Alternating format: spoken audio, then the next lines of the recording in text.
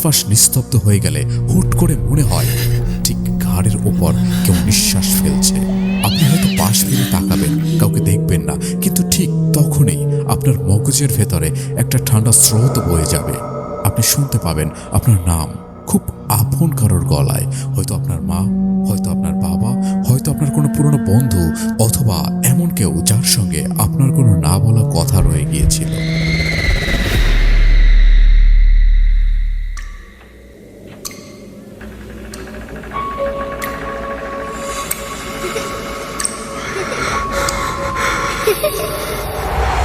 লুকোচুরি খেলবে? লুকোচুরি? Rahasyabritta, the fair returns with Biplab. Welcome back dear listeners, রহস্যবৃত্তের আরও একটি এপিসোডের স্বাগতম জানিয়ে সাথে আছি আমি বিপ্লব। আশা করছি সকলে ভালো আছেন এবং আমিও ভালো আছি। কোনো কথা না বাড়িয়ে শুনে আসবো আজকের ঘটনাটি।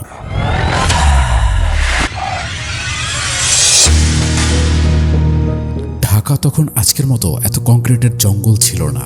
বুড়িগঙ্গা আর তুরাগের কোল ঘেঁষে গড়ে ওঠা এই জনপদ ছিল কুয়াশা আর নোনা জলের এক রহস্যপুরী। সেই সময়ে একটা কথা প্রচলিত ছিল, তুরাগের পাড়ে সন্ধ্যার পর কাউকে দেখা গেলে তার নাম জিজ্ঞেস করতে নেই, কারণ নাম একবার উচ্চারিত হলে বাতাস তার নদীর কানে পৌঁছে দেয়, আর নদী একবার কারো নাম জেনে ফেললে তাকে নিজের অতল গহ্বরে না টেনে নেওয়া পর্যন্ত শান্ত হয় না। সেই আমলের তুরাগের পাড়ে একটা অলিখিত নিয়ম ছিল, যাদের দুনিয়াতে কেউ নেই, যাদের নিখোঁজ সংবাদ নিতে থানায় কোনো ডায়েরি পড়ে না, তাদের শেষ আশ্রয় হতো তুরাগ নদী। রাতের অন্ধকারে শহরের উচ্ছিষ্টদের নিয়ে যাওয়া হতো নদীর কিনারে। সকালে দেখা যেত লাশ, কোনো রক্ত নেই, নেই কোনো আঘাতের চিহ্ন, শুধু দেখা যেত একজোড়া বড় বড় চোখ মেলে আছে আকাশের দিকে তাকিয়ে, যেন মৃত্যুর ঠিক আগ মুহূর্তে তারা এমন কিছু দেখেছিল যা দেখার জন্য কোনো মানুষ কখনোই প্রস্তুত থাকে না। লোকেরা ফিসফিস করে বলতো, তুরাগে ফেলে দিলে নদী নিজেই বাকিটা বুঝে নেয়। এই বুঝে নেওয়া শব্দটার পেছনে কতটুকু অলৌকিকতা আর কতটুকু মানুষের নিষ্ঠুরতা ছিল তা হিসেব কেউ কখনো রাখেনি। সময় গড়িয়েছে, তুরাগের পাড় এখন বড় বড় টেক্সটাইল মিল, কেমিক্যাল গোডাউন আর ধোয়া ওড়ানো মিল হয়েছে। নদীর সেই রূপালী জল এখন আলকাত্রার মতো কালো হয়েছে। দুর্গন্ধ নাকে চেপে লোক পাশ দিয়ে চলে যায়। সবাই ধরে নিয়েছিল শহরের বিষাক্ত বর্জ্যে তুরাগের সেই পুরনো আত্মা বহু আগেই মারা গেছে। কিন্তু প্রকৃতি বা অতি প্রাকৃত কোনোটি কি সহজে বিদায় নেয়? গল্পের মোড় ঘুরল গত বছরের এক বর্ষায়। রায়হান ছিল এক ফুড ডেলিভারি অ্যাপের রাইডার। বৃষ্টির রাতে একটা অর্ডার নিয়ে সে গিয়েছিল বিরুলিয়া ব্রিজের কাছাকাছি এক অন্ধকার গলিতে। জিপিএস লোকেশন বলছিল সে ঠিক জায়গাতেই আছে, কিন্তু সামনে ছিল কেবল তুরাগের থকথকে কালো জল। পরদিন সকালে নদীর পাড়ে রায়হানের বাইকটা পাওয়া গেল স্টান্ট করা অবস্থায়। চাবি ইগনিশনেই ছিল, অথচ রায়হান নেই।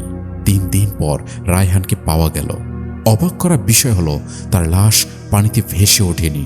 লাশটা কাদা আর পলিমাটির ওপর উপুর হয়ে শুয়েছিল, যেন কেউ তাকে গভীর মমতায় পাড়ে শুয়ে দিয়ে গেছে। ময়নাতদন্ত রিপোর্টের কোনো কারণ খুঁজে পাওয়া গেল না। হার্ট অ্যাটাক নয়, পানিতে ডুবে মারাও নয়। ডাক্তাররা বললেন শরীরের সব কলকবজা ঠিক আছে, শুধু প্রাণটাই নেই। রায়হানের পর একে একে আরও কয়েকজন, একজন গার্মেন্টস সুপারভাইজার, একজন নাইট শিফটের সিকিউরিটি গার্ড, সবাই ওই তুরাগের পাড়ে এসে শেষ হয়ে যাচ্ছিল। পুলিশ এটাকে কোনো সিরিয়াল কিলারের কাজ মনে করলেও কোনো কুল পাচ্ছিল না। সবচেয়ে চাঞ্চল্যকর ক্লু পাওয়া গেল এক রাইড শেয়ার চালকের মোবাইলে। সে নিখোঁজ হওয়ার কয়েক মিনিট আগে তার বন্ধুকে একটা ভয়েস মেসেজ পাঠিয়েছিল। রেকর্ডিংটা শুনলে আজও গায়ে কাটা দেয়। চারপাশে বাতাসের শো শো আওয়াজ আর পানির ছলছল শব্দের মতো এক যুবকের ফিসফিস কণ্ঠে ভেসে আসছিল, ভাই আমি তো এখানে একা, কিন্তু অন্ধকারের মধ্য থেকে কেউ একজন আমার নাম ধরে ডাকলো। এই নির্জন নদীর পাড়ে আমার নাম ও জানলো কিভাবে? ভাই ভাই লোকটার গলাটা একদম আমার বাবার মতো, কিন্তু বাবা তো মারা গেছেন সেই 10 বছর আগে। রেকর্ডিংটা মাঝপথে তীব্র ক্ষীণ শব্দে কেটে যায়। তারপর আর কিছুই নেই। শহরের আধুনিক শিক্ষিত মানুষ যখন বিজ্ঞানের নানা যুক্তি দিয়ে এই মৃত্যুগুলোকে ব্যাখ্যা করার চেষ্টা করেছে, তখন তুরাগের এক জীর্ণ ঘাটে বসে থাকা এক বৃদ্ধ হাশেম মাঝি এক অমোঘ সত্য শোনালেন। হাশেম মাঝি এই নদীর পাড়েই বড় হয়েছে। তার বাবা দাদারা সেই আমলের তুরাগের গল্প বলতেন। তদন্তকারী পুলিশ অফিসারকে হাশেম মাঝি বললেন, বাবাজি, নদী কিছু ভোলে না। আগে মানুষ মরলে লাশ নদীতেই ফেলতো, এখন মানুষ নিজেই হেঁটে আসে। আগে নদীকে লাশ খাওয়ানো হতো, আর এখন নদী নিজেই শিকার খুঁজতে নেমেছে। অফিসার হেসে উড়িয়ে দিলেন, কিন্তু হাশেম মাঝির চোখে ছিল এক গভীর বিষাদ। সে আবার বলল, আগে তো লাশ পারে পারেই থাকতো, এখন তো আর পার নিজেই ডেকে দেয়। তুরাগের জল হয়তো আগের থেকে বিষাক্ত হয়ে গেছে, কিন্তু ওর খিদেটা আগের মতোই আছে। নদী এখন মানুষের ব্যক্তিগত স্মৃতিগুলো চুরি করে তার নাম ধরে ডাকে। এই ঘটনার রেশ কাটতে না কাটতেই ইন্টারনেটে একটা সিসিটিভি ফুটেজ ভাইরাল হলো। সেটা ছিল এক গুদামের পেছন দিকের ক্যামেরা, যার মুখ ছিল নদীর দিকে। ঝাপসা সাদা কালো ফুটেজে দেখা গেল মাঝরাতে এক যুবক একা দাঁড়িয়ে আছে নদীর ধারে। সেখানে আর কেউ নেই, কিন্তু ভিডিওতে দেখা যাচ্ছে যুবকটি কারোর সঙ্গে খুব মন দিয়ে কথা বলছে। মাঝে মধ্যে সে মাথা দোলাচ্ছে, হাসছে একা একা, যেন বহুদিনের চেনা কোনো প্রিয় মানুষের সঙ্গে গল্প করছে। হঠাৎ সে শান্ত ভঙ্গিতে তার জুতো দুটো খুলে পাড়ে গুছিয়ে রাখলো। তারপর সে সরাসরি ক্যামেরার লেন্সের দিকে তাকালো। ফুটেজটা জুম করলে তার ঠোঁটের নাড়াচাড়ায় বোঝা যায়, অডিও নেই কিন্তু স্পষ্ট বোঝা যাচ্ছিল সে বলছে, আমি তো কিছু করি নাই। এই কিছুই করি নাই কথাটার মধ্যে কি ছিল? কোনো অপরাধবোধ, নাকি নিজেকে নির্দোষ প্রমাণ করার শেষ আকুতি? কথাটি বলেই সে ধীর পায়ে তুরাগের কালো জলের ভেতর হারিয়ে গেল। কোনো দাপাদাপি নেই, বাঁচার চেষ্টা নেই, যেন সে তার গন্তব্য খুঁজে পেয়েছে। এখনকার তুরাগ আর সেই পুরনো তুরাগ এক নয়, কিন্তু যারা গভীর রাতে এই পার দিয়ে যাতায়াত করে তারা এক অদ্ভুত অভিজ্ঞতার কথা বলে। চারপাশ নিস্তব্ধ হয়ে গেলে হুট করে মনে হয় ঠিক ঘাড়ের ওপর কেউ নিঃশ্বাস ফেলছে। আপনি হয়তো পাশ ফিরে তাকাবেন, কাউকে দেখবেন না, কিন্তু ঠিক তখনই আপনার মগজের ভেতরে একটা ঠান্ডা স্রোত বয়ে যাবে। আপনি শুনতে পাবেন আপনার নাম খুব আপন কারোর গলায়, হয়তো আপনার মা, হয়তো আপনার বাবা, হয়তো আপনার কোনো পুরনো বন্ধু, অথবা এমন কেউ যার সঙ্গে আপনার কোনো না বলা কথা রয়ে গিয়েছিল। শহরের যান্ত্রিকতায় আমরা আমাদের নামগুলো শুধু পরিচয় হিসেবে ব্যবহার করি, কিন্তু তুরাগের পারে এই প্রশ্নটা যখন মাথায় খেলে যায়, আমার নাম ও জানলো কিভাবে, তখন ফেরার পথ বন্ধ হয়ে যায়। কারণ তুরাগ কারোর নাম জানলে তাকে আর ছেড়ে দেয় না। নদীটি আগের মতোই আছে, কেবল তার শিকার করার ধরন বদলেছে। আগে তুরাগ ছিল লাশের ভাগার, আর এখন তুরাগ হলো সেই আয়না যা মানুষের অবচেতন মনের গোপন ডাকগুলো তার নাম ধরে ফিরিয়ে দেয়। আজ রাতেও হয়তো তুরাগের পারে কেউ একজন দাঁড়িয়ে আছে, কোনো একটা নাম হয়তো বাতাসে আবারও নদীর কানে পৌঁছে দিচ্ছে। আপনি যদি কোনোদিনও সেই পাড়ে দাঁড়ান আর হঠাৎ আপনার নিজের নাম শুনতে পান, ভুলেও পিছনে তাকাবেন না, কারণ তুরাগের পারে ফেরার চেয়ে হারিয়ে যাওয়া অনেক সহজ। ডিয়ার লিসনার্স, গল্পটি কেমন লাগলো জানাবেন। এই গল্পটি পাঠিয়েছিলেন মিসিক আল মারুফ ভাই। আমরা চলে যাচ্ছি আমাদের পরবর্তী ঘটনায়। আশা রাখছি শুরু থেকে শেষ পর্যন্ত আমার সাথেই থাকবেন এবং লাইক দিয়ে কমেন্ট বক্সে লিখে জানাবেন আপনার ভালো লাগার অনুভূতি। তো আজকে আমি আপনাদের সামনে উপস্থিত হয়েছি নতুন একটি ঘটনা নিয়ে। যে ঘটনাটি আমি শুনেছি মূলত ইউএস প্রবাসী একজন ভাইয়ের কাছ থেকে। ওনার নাম হচ্ছে তানিম। ঘটনাটা হবে 2007 থেকে 8 সালের ভেতরে। তো তানিম ভাই যেটা বলেন যে ওনার দাদা 1970s এর দিক থেকেই হচ্ছে ওনারা ইউএসএ প্রবাসী হয়ে যান। তো ওনার বাবা হচ্ছে এরপরে ওখানেই ওনার জন্ম, কিন্তু বাংলাদেশে অনেকবার এসেছিলেন ওনারা। কিন্তু ওনার বাবা বিয়ে করেন একজন ব্রিটিশ নারীকে। তো বিয়ের কিছুদিন পরেই হচ্ছে মোটামুটি 1-2 বছর পরে তানিম ভাইয়ের জন্ম হয়। তো তানিম ভাইয়ের মা বাবা এবং তানিম ভাইয়ের মধ্যে একটা অদ্ভুত মিল ছিল। আসলে মিলটা হচ্ছে যে তানিম ভাইয়ের যেই মা আছেন উনি হচ্ছেন ওনার মা বাবার একমাত্র মেয়ে। তানিম ভাইয়ের বাবাও মা বাবার একমাত্র ছেলে এবং তানিম ভাই নিজেও মা বাবার একমাত্রই সন্তান। তো তানিম ভাইয়ের জন্মের 5 বছর পরে তানিম ভাইয়ের বাবার ইন্তেকাল হয়ে যায় এবং এরপরে হচ্ছে মোটামুটি ওনার দেখাশোনা ওনার নানাই করতেন। ওনার নানা হচ্ছে কখনোই মানে এমন কোনো কিছু করতেন না যে হিসেবে আসলে মানে তাদের কোনো কমতি রাখতেন না উনি আসলে। তানিম ভাইয়ের নানাই সবসময় তানিম ভাইদের বাসায় আসতেন, কিন্তু তানিম ভাই কখনো নিজের নানার বাসায় যাননি। তো ওনার হচ্ছে বয়স যখন 15 বছর তখন তানিম ভাইয়ের মায়েরও মৃত্যু হয়ে যায়, উনিও ইন্তেকাল করেন। এরপরে হচ্ছে মোটামুটি তানিম ভাইয়ের নানার সাথেও ওনার যোগাযোগটা ওরকম ভাবে থাকে না। তো এরপর আস্তে আস্তে মোটামুটি 5-6 বছর পার হওয়ার পরে তানিম ভাই তখন হচ্ছে ইউনিভার্সিটিতে পড়াশোনা করছেন এবং সাথে কিছু পার্ট টাইম জব করতে করতে উনি একটা ছোট্ট অ্যাপার্টমেন্টে একা একাই বসবাস করতে শুরু করেন। নানার সাথেও কোনো যোগাযোগ নেই বা হচ্ছে ওখানে তেমন আর কোনো আত্মীয় স্বজনের নেই। তানিম ভাই মোটামুটি একাই ওনার জীবনটা সেখানে গুছিয়ে নিচ্ছিলেন। তো একটা দিন উনি হচ্ছে ইউনিভার্সিটি থেকে যখন বাসায় আসেন তো তখন উনি ওনার ল্যান্ডলাইনে কিছু কল পান, কিন্তু উনি কলগুলি আর ধরেন না। এরপরে উনি হচ্ছে ভয়েস মেইলগুলো যখন চেক করেন, রাতের বেলা চিন্তা করছিলেন যে আচ্ছা ঠিক আছে, দিন আছে, সারাদিন অনেকগুলো কল আসছে, তো let's check the voice mails. তো উনি যখন ভয়েস মেইলগুলো চেক করতে গেলেন তখন শুনতে পেলেন কি যে ওনাকে একজন উকিল ভয়েস মেইল করেছেন এই বলে যে ওনার নানা গতকালকে রাতের বেলা ইন্তেকাল করেছেন। তো এখানে আসলে বলে রাখা ভালো একটা জিনিস যে তানিম ভাইয়ের বাবা ছিলেন মুসলমান এবং তানিম ভাইয়ের মা ছিলেন খ্রিস্টান, কিন্তু তানিম ভাই হচ্ছেন বাই চয়েস একজন মুসলিম।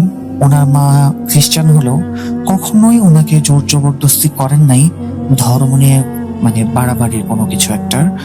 উনি কখনো বলেননি যে না তোমাকে খ্রিস্টান ধর্ম মানতে হবে, না হলে বাসায় থাকতে পারবা না বা হচ্ছে না কথা বলবো না, এরকম কিচ্ছু না। ওনার মা সবসময় এই জিনিসটাতে ফ্লেক্সিবল ছিলেন যে তোমার যে ধর্ম হচ্ছে সত্যি মনে হবে বা তুমি যে ধর্মের প্রতি অনুরাগী থাকবা তুমি সেটাই মানতে পারো। তো তানিম ভাই হচ্ছেন ইসলাম ধর্মের প্রতি অনুরাগী ছিলেন, এই কারণে হচ্ছে উনি বাই চয়েস, এই কারণে বলা যে উনি নিজের ইচ্ছায় ইসলাম ধর্মে দীক্ষিত হন, কারণ বই, বিভিন্ন ধরনের ইসলামিক বই বা হচ্ছে আলেমদের সাথে কথা বলে কোরআন শরীফ পড়ে উনি ইসলামের প্রতি আকৃষ্ট হন। তো উনি যখন শুনলেন যে হচ্ছে ওনার নানা মারা গেছেন তখন উনি এর পরদিন হচ্ছে নানার যেই জায়গায় হচ্ছে নানা বসবাস করতেন সেখানে ওনার প্রথমবারের মতো যাওয়া হতো। তো উনি মানে জায়গাটা এত বেশি দূরে ছিল যে উনি যখন রওনা দিলেন, উনি রওনা দেন হচ্ছে দুপুর 12টার দিকে এবং পৌঁছান হচ্ছে মোটামুটি দুপুর 12টা না, উনি রওনা দেন রাতের 12টার দিকে এবং পৌঁছান পরের দিন সকাল 9টার দিকে। তো উনি সকাল 9টার দিকে যখন পৌঁছান উকিলের সাথে ওনার আগেই কথা হয় যে ঘরের চাবি কোথায় থাকবে। তো উনি চিন্তা করতে করতে হচ্ছে একটা ছোট গাড়ি দিয়ে ঘরের কাছে যখন যাচ্ছিলেন হঠাৎ করে উনি দূর থেকে একটা ঘর দেখে এত বেশি চমকে যান এবং এত অবাক হন, এটা ঘর নাকি রাজপ্রাসাদ, এত বিশাল এবং চারপাশে হচ্ছে ঘন জঙ্গলের মতো, আশেপাশে তেমন কোনো ঘর বাড়ি নেই, অনেক বড় একটা ঘর, এত বিশাল যেটা আসলে দেখে ওনার চোখটা প্রায় ছানা পাড়া হয়ে যায়। তো উনি হচ্ছে পরে ঠিকানা দেখে কনফার্ম হলেন যে এটাই ছিল ওনার নানার প্যালেস। তো উনি কি করলেন, উকিলের কথা মতো ঘরের মেইন ডোরের নিচের যে হচ্ছে ফ্লোরের মধ্যে যে থাকে পাপোশ, সেই পাপোশ থেকে হচ্ছে উনি পাপোশের নিচ থেকে চাবিটা খুঁজে পেলেন এবং সেই চাবি দিয়ে যখন দরজা খুলতে যান দরজাটার তালা এত বড় আর ভারী যেটা খোলার সাথে সাথে মনে হচ্ছিল কি তালার শব্দে সারা প্যালেস যেন হচ্ছে মানে মুখরিত হয়ে গেছে, একেবারে সারা প্যালেসের মধ্যে ওটার প্রতিধ্বনি শোনা যাচ্ছিল। তো উনি প্যালেসে ঢুকলেন, এরপরে হচ্ছে উকিল আসলেন 1-1.5 ঘন্টা পরে, উনিও ফ্রেশ হলেন।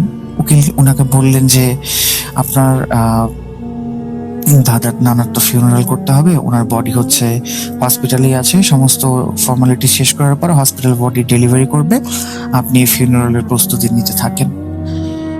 তো এরপরে হচ্ছে উনি বললেন যে নানার আর মানে কোনো কিছু কি আপনি আমার কাছে বলার মতো ছিল যে আমাকে আপনি এভাবে কল করলেন? ওনার তো আসলে আরো আত্মীয় স্বজন ছিল। আসলে তানিম ভাইয়ের নানার মানে তানিম ভাই যে নানি ছিলেন, নানির সাথে তানিম ভাইয়ের জন্মের 2-3 বছরের মধ্যে ওনার নানার ডিভোর্স হয়ে যায়। তো সেই ক্ষেত্রেই আসলে তানিম ভাই বলেছিলেন যে ওনার তো আরো আত্মীয় স্বজন আছে, কিন্তু উকিল বলে কি যে না, উনি আর কাউকে কোনো কিছু বলতে নিষেধ করেছিলেন এবং উনি এই যে ওনার প্রপার্টিটা, এই বাড়িটা, এটা আপনার নামে করে দিয়েছেন। তো তামিম ভাইকে যেটা অবাক হয়ে যান যে আমার নামে কেন করলো, আমি তো ভাবছিলাম যে এই ঘরটা উনি ট্রাস্ট মানে বা হচ্ছে কোনো ডোনেশন বা ট্রাস্টই দিয়ে দিবেন, আমার নামে দিল কি কারণে, উনি ভাবছিলেন এটা। এরপরে উকিল বললেন কি যে আপনাকে এখন এখানে হচ্ছে আপনি ভার্সিটি থেকে ছুটি নিয়ে নেন মোটামুটি 1-2 সপ্তাহের, কারণ 1-2 সপ্তাহের মধ্যে আপনাকে এখানে থাকতে হবে কোর্ট ভেরিফিকেশনের জন্য। কোর্ট থেকে ভেরিফিকেশন করার জন্য যখন ইন্সপেক্টর আসবে তখন আপনার এই বাসায় থাকাটা খুবই জরুরি। উনি চিন্তা করলেন যে হ্যাঁ, আমি তো ভার্সিটি থেকে অলরেডি 1 সপ্তাহ ছুটি নিয়ে আসছি, কারণ উনি আসার আগে ভার্সিটিতে মেইল করেছিলেন 1 সপ্তাহ ছুটির জন্য। উনি বললেন কি আচ্ছা 1 সপ্তাহের মতো থাকি, যদি আরো বেশি এক্সটেন্ড করতে হয় তাহলে পরে আবার মেইল করে জানানো যাবে।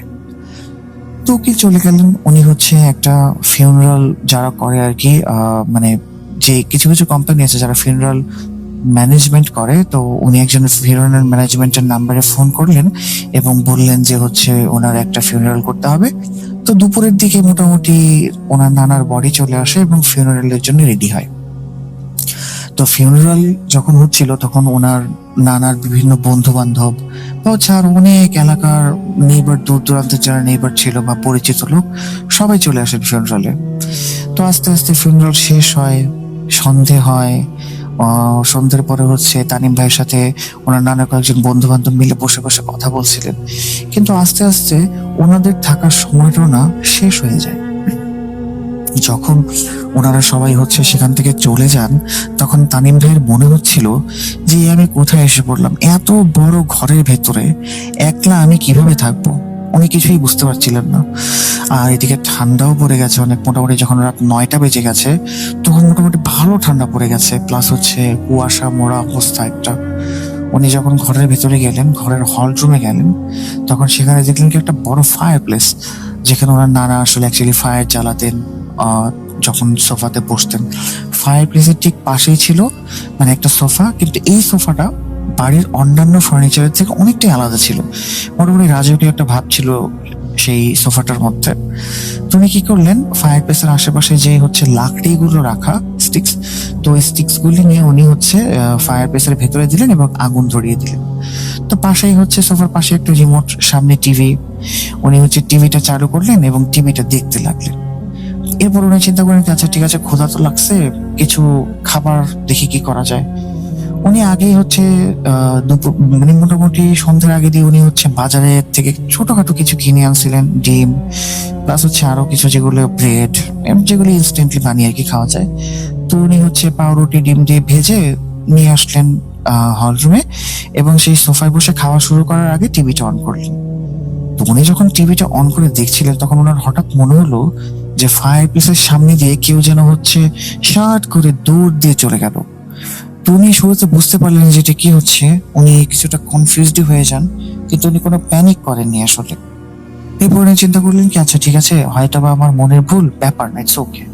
তো উনি এরপরে কি করলেন, রিমোটটা নিয়ে যখন টিভির চ্যানেলটা চেঞ্জ করতে যাবেন তখন উনি রিমোটটা আর সেই জায়গায় খুঁজে পান না।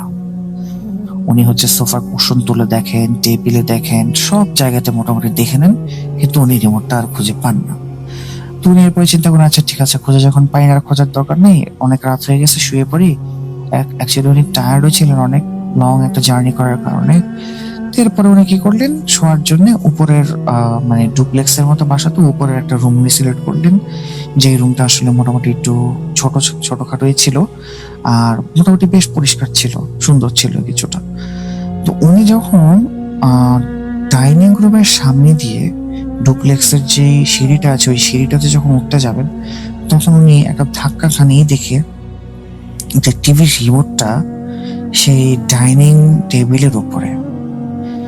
উনি মানে অবাক হয়ে যান এবং এও চিন্তা করেন যে এটা কিভাবে আসলে এখানে। উনি কোনো লজিক্যাল এক্সপ্লেনেশন আসলে পান না, কিন্তু উনি তারপরেও নিজের মনকে একটা কিছু বলে তো সান্ত্বনা দিতে হবে, কারণ ওনাকে তো এখানেই সারা রাত থাকতে হবে। উনি কি করলেন, নিজেকে একটা কথা বলে সান্ত্বনা দিলেন কি যে হয়তোবা আমি পানি টানি নেওয়ার জন্য যখন আসছিলাম তখন হয়তোবা রেখে গেছি রিমোটটা। যাই হোক, উনি সেদিকে আর কর্ণপাত করলেন না। এরপর উনি চলে গেলেন কি ওনার রুমে। তো উনি যখন রুমে চলে গেলেন, উনি মোটামুটি সারা রাতি সুন্দর মতো ঘুমান। কিন্তু একটা পর্যায়ে কি হয়, মোটামুটি যখন 3টা কি 4টে এরকম টাইম হবে, তখন ওনার ঘুমটা ভেঙে যায়। এমন মনে হচ্ছিল যে বাহিরে যে ডুপ্লেক্স বাসার নিচের যে তলা, সেখানে কেউ দৌড়াদৌড়ি করছে। আর ঘটনা হচ্ছে যে বাসাটা ছিল, ফ্লোরটা ছিল উডেন ফ্লোর। তো কেউ যখন অত্যাধিক দৌড়াদৌড়ি করে, উডেন ফ্লোরে কিন্তু অনেক বিকট একটা সাউন্ড হয়। তো এটা আসলে ওনাকে খুবই বদার করছিল। উনি ভাবলেন কি হয়তো বা বাসায় কোনো চোর এসেছে। ওনার বিছানার পাশে একটা লাঠি ছিল, ওনার নানুর ব্যবহৃত মনে হয়।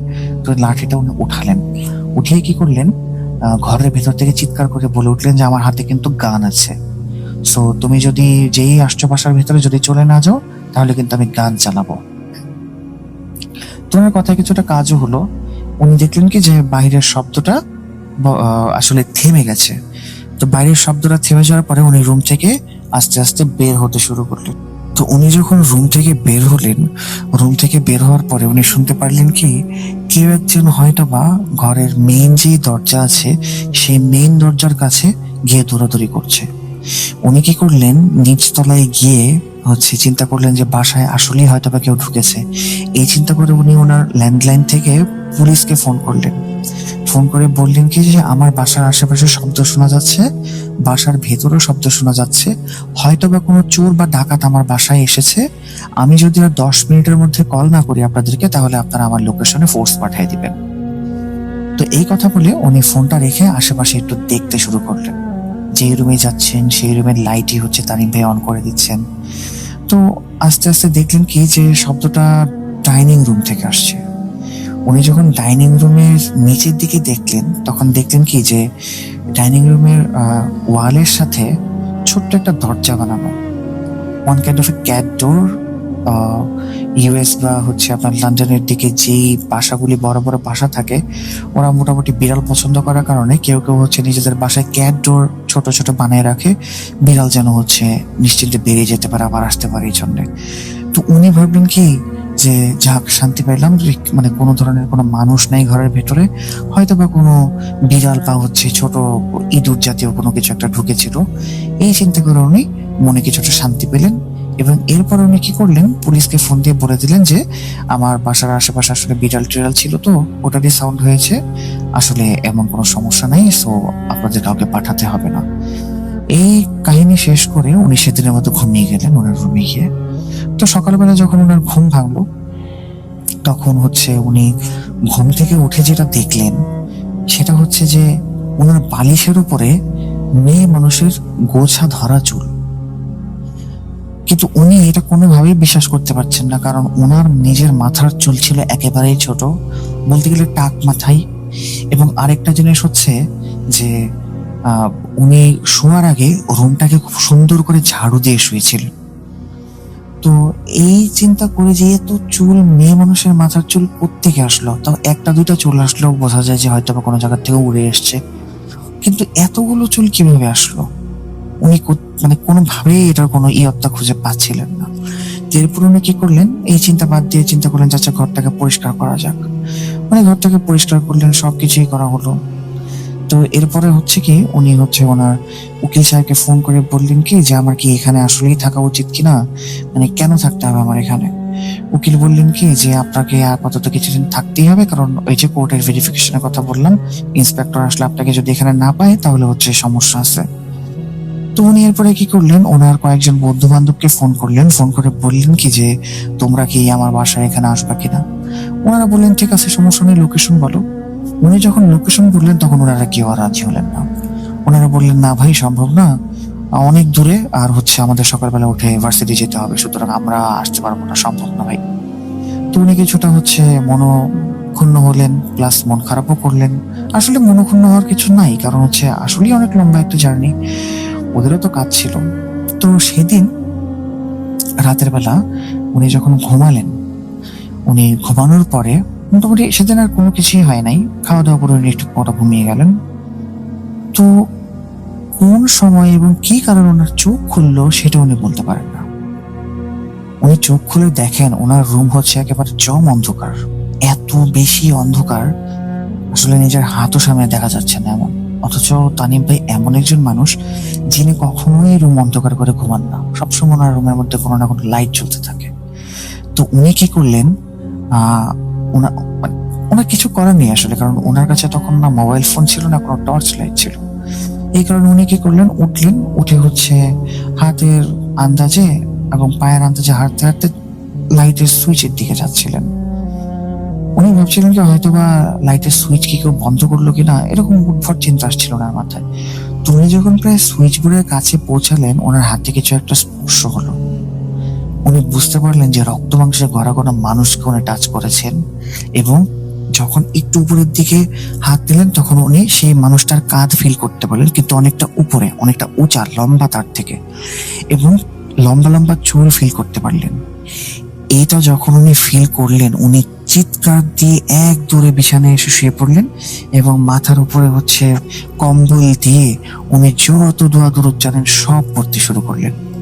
উনি যখন দোয়া দরুদ পড়ছিলেন তখন সেই ব্যক্তিটা ঘরের ভেতরে যেটা ছিল, পুরুষ বা মহিলা উনি বুঝতে পারেনি তখন, বাট লম্বা লম্বা চুল ছিল, এই ব্যক্তিটা উডেন ফ্লোর দিয়ে চারপাশে যে হাঁটছে এবং হাঁটার যে শব্দ, সেই শব্দটা মনে হচ্ছিল তানিম ভাইয়ের কানে যেন কিয়ামত সৃষ্টি করছে। মোটামুটি প্রায় 20-25 সেকেন্ড এই শব্দটা ছিল। এর মাঝখানে উনি যত দোয়া কালাম জানতেন সব পড়ছিলেন। 20-25 সেকেন্ড পরে উনি যখন একটু চোখটা খুললেন তখন কম্বলের উপরে আলো দেখতে পেলেন। উনি যখন কম্বল থেকে মুখটা সরালেন তখন দেখলেন কি যে অলরেডি মানে মোটামুটি লাইট চলে এসছে।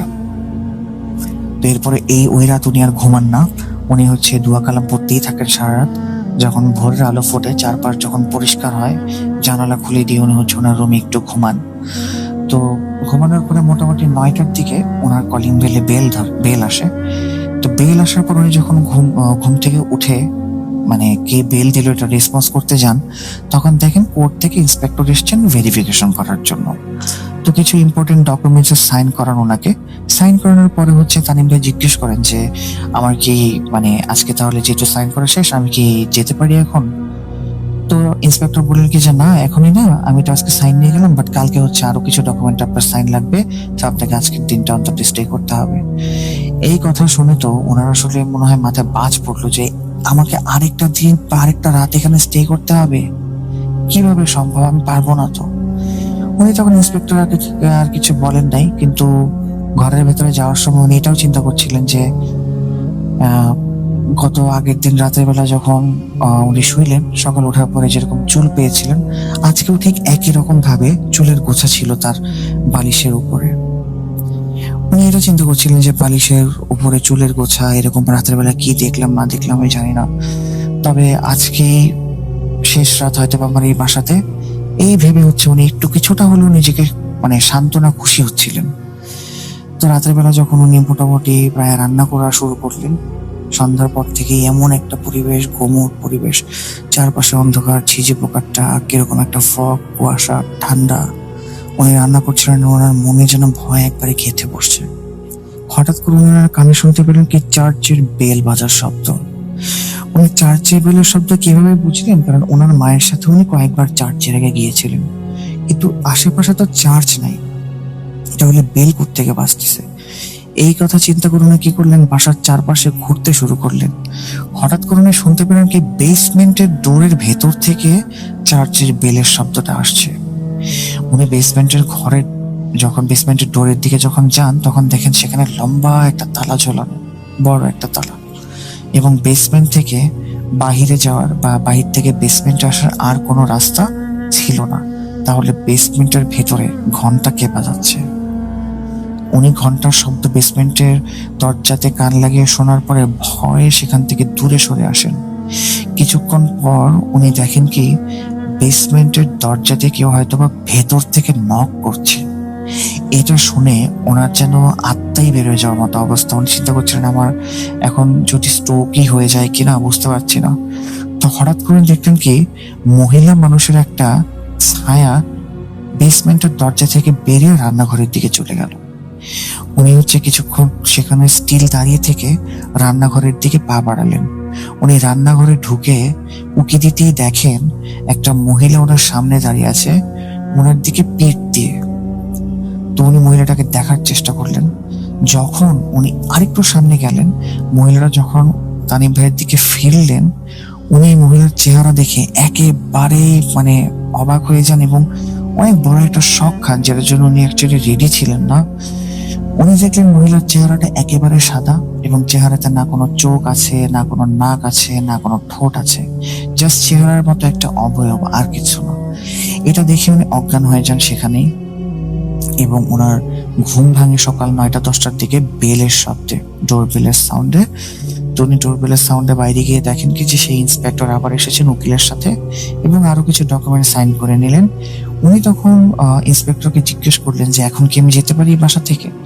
তো ইন্সপেক্টর বললেন হ্যাঁ, এখন আপনি যেতে পারেন, আর যদি যাই করতে চান বাসার সাথে, it's your property, no, you can do whatever you want to do with your property, so you don't have to stay here anymore. তো এরপরে তানিম ভাই কি করলেন, সেই টাইমে ব্যাগপত্র গুছিয়ে সেই বাসা থেকে চলে যান। তো এই ঘটনা পরে আসলে তানিম ভাইয়ের সাথে তেমন কিছু হয় নাই, কিন্তু এই ঘটনাটা আসলে তানিম ভাইয়ের ভেতরে ইমানটাকে আরো মজবুত করে দেয়।